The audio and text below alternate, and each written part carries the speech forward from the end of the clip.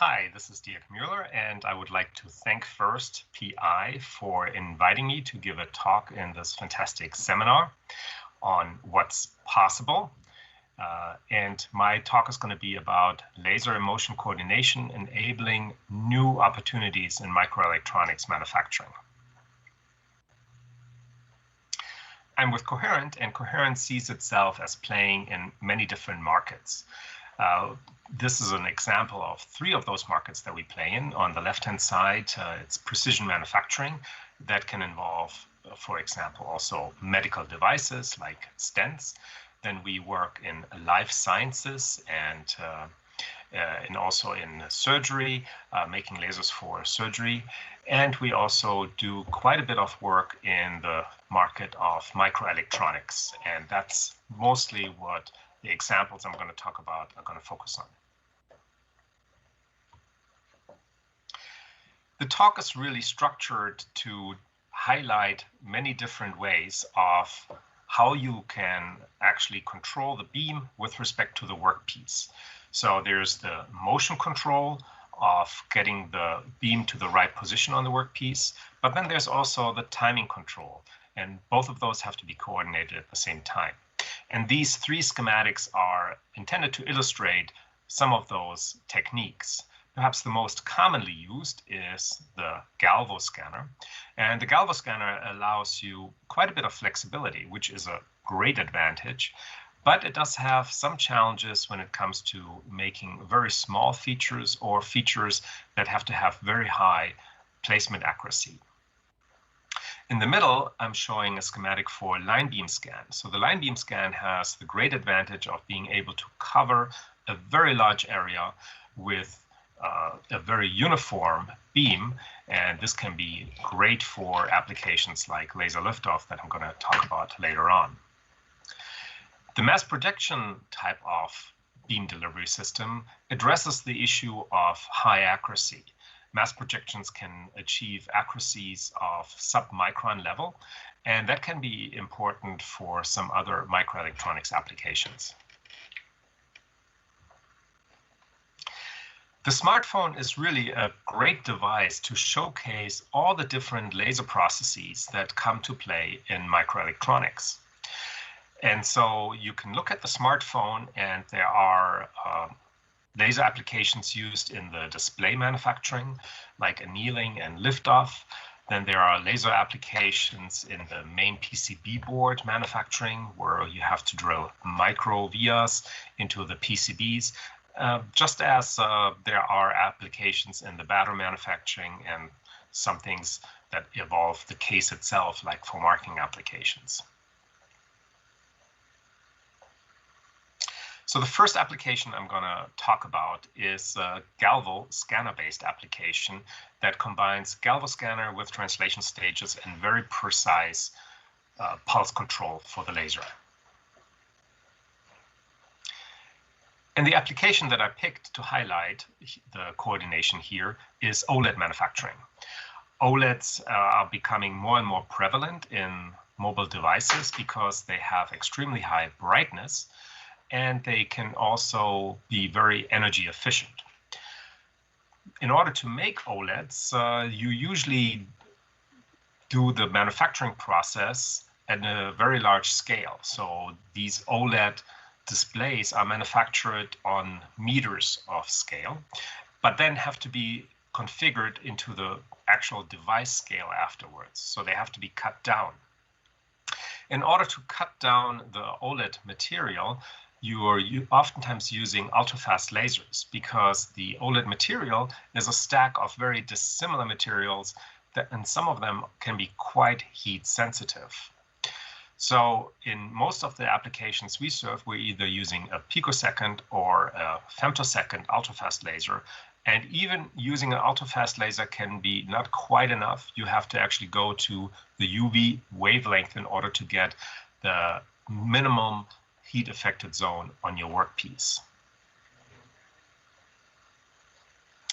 But there's more to the story than just using an ultra-fast laser in the UV in order to minimize the heat affected zone on the workpiece. And that relates to the exact pulse placement. And in order to understand how the pulse placement works, it is instructive to see how actually an ultrafast laser architecture works. So ultrafast lasers start with a seed laser on the left-hand side, and these pulses are at a very high repetition rate, too high for micromachining, so they are down selected with a pulse picker. So now you have a frequency of maybe a few hundred kilohertz or a few megahertz, and you amplify those pulses in the power amplifier. An AOM process shutter at the end can then control whether light actually comes out of the laser or whether the amplitude of those pulses have to be adjusted. So when we do this type of OLED cutting, we actually have to do very careful coordination between the pulse picker and the AOM process shutter in order to control each individual pulse in its amplitude as well as timing. And why that is visible on the next slide. On this next slide here, you're seeing two examples. So the top row shows what happens when you don't use this technique calling pulse EQ, and the bottom rows we use pulse EQ. You have to remember that the galvo doesn't always have the same speed. In a straight line, a galvo can move much faster than a cool can move around a curve. So it accelerates and decelerates. In this acceleration and deceleration phase, the pulses would normally not have any more the same spacing if the repetition rate of the laser stayed always the same. So it's now this interplay between the galvo motion, the pulse picker in the laser, and the AOM process shutter that can allow you to make very equally spaced pulses. And the equally spaced pulses are a necessary recipe in order to get a workpiece that has no heat affected zone. So on the top, we show a cut of one of these OLED displays not using pulse EQ, and you can see in some areas there's charring, where the pulses are too densely placed next to each other, and therefore there's too much heat affected zone. On the bottom row, we use the pulse EQ, where we guarantee that the pulses always have the same separation, and you can avoid the charring. The next example I would like to talk about involves flying optics and very precise translation stages. So the example I picked for this is glass welding. Glass welding is also right now a pretty hot topic. You see more and more customers that are interested in this technology, and they come from a variety of different application spaces. So there's the microfluidic space, where you try to put two glass pieces together in order to create a channel in between these two glass pieces, and then you can do diagnostics on the microfluidics in these channels. In microelectronics, there's also opportunity for glass welding, both on the display side as well as on the camera, where you're trying to adhere different lens components to compose a camera. The third space where we see quite a bit of interest for glass welding is chip encapsulation. So here you might have an image sensor that's manufactured on silicon, and that has to have an encapsulation, a top window that's transparent. So you're welding silicon to glass. So there are a variety of different methods how you can do glass welding, and perhaps the most common is just using adhesive bonding. It's certainly the least expensive. It requires very careful placement of a glue between the two surfaces, but it does have some downsides. It can be very messy, and it can create outgassing between the two pieces of glass.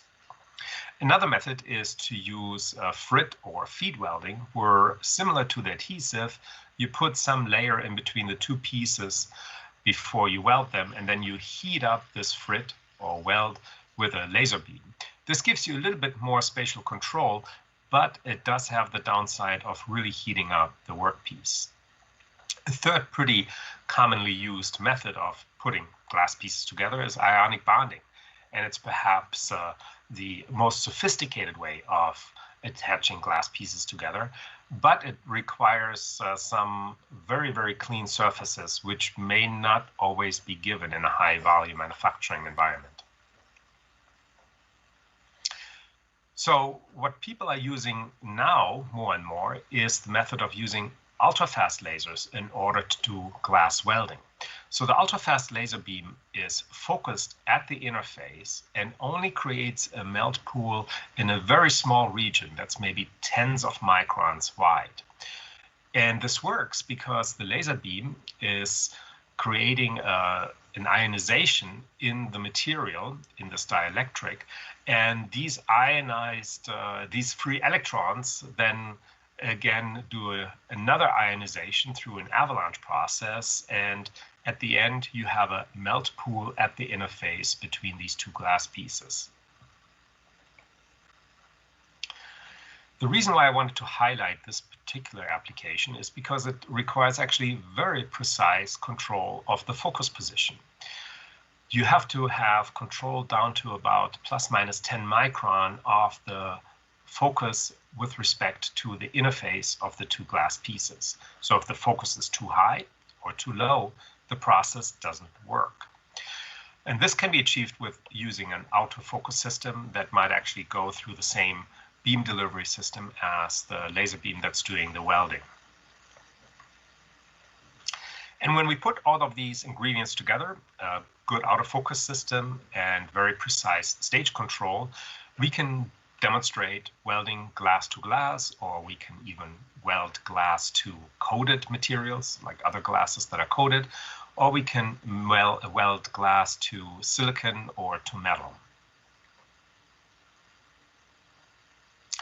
The next example I want to highlight involves a line beam and linear stages. So I'm back to the OLED example, and in the manufacturing process of the OLED, it always starts out with a temporary carrier. And the operative word here is temporary, because the carrier is only being used during the manufacturing process, and after the manufacturing of the OLED device, the carrier has to be taken off. So it starts with the glass carrier. You put on some polymers and you structure your TFT, your transistors that control the OLED display, and then you encapsulate at the very end, and then you're ready for the liftoff. The liftoff is done by illuminating the display through the glass side, so from the glass side onto the display, and then the laser light is absorbed at the interface between the glass and the display, and the absorption of the laser there creates the liftoff process. So now you can actually lift off a very large area very efficiently by using these UV laser beams. It should be mentioned, though, that there is a distinct difference between using a DPSS laser that might have low pulse energy and an excimer laser that has very high pulse energy. The disadvantage of the DPSS laser in this particular application is that it limits you to having a relatively narrow beam in the forward direction of about tens of microns versus hundreds of microns in the excimer case. Now envision you have a particle on your glass. The glass is not perfectly clean.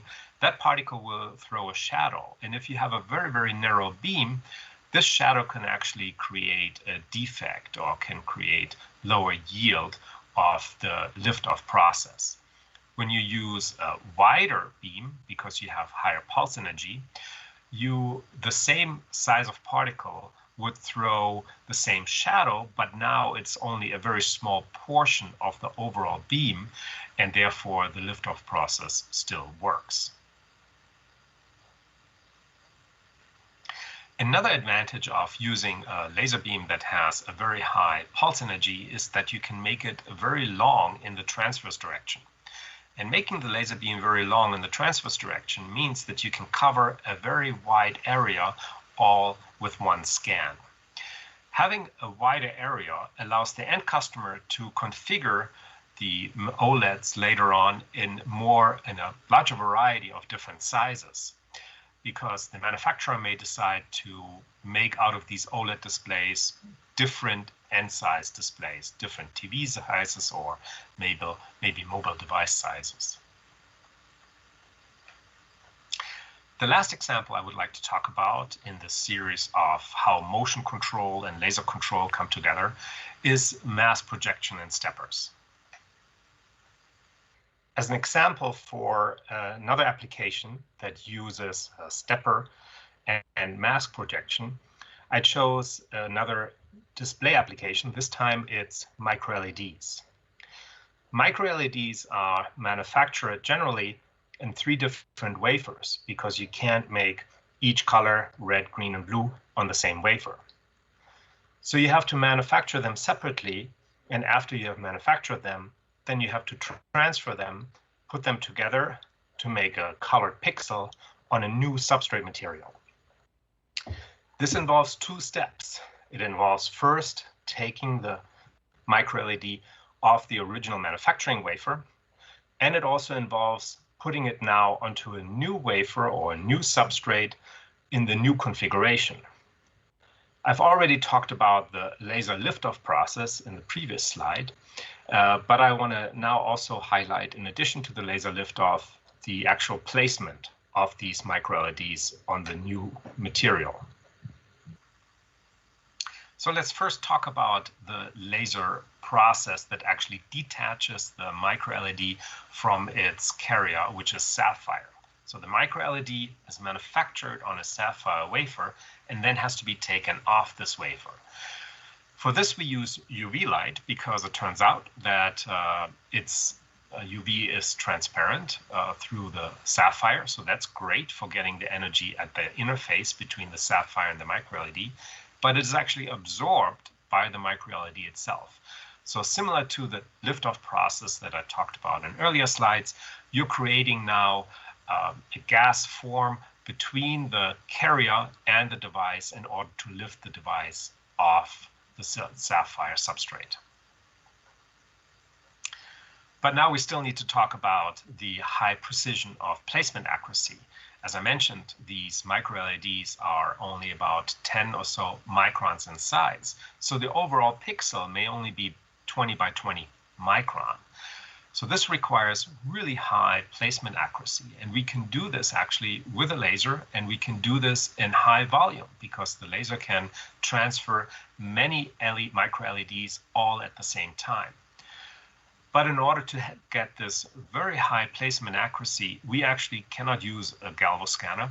We have to use a stepper in combination with the mask. So the mask tells the laser beam where it's supposed to hit the substrate, and the stepper allows to go from one pixel to the next.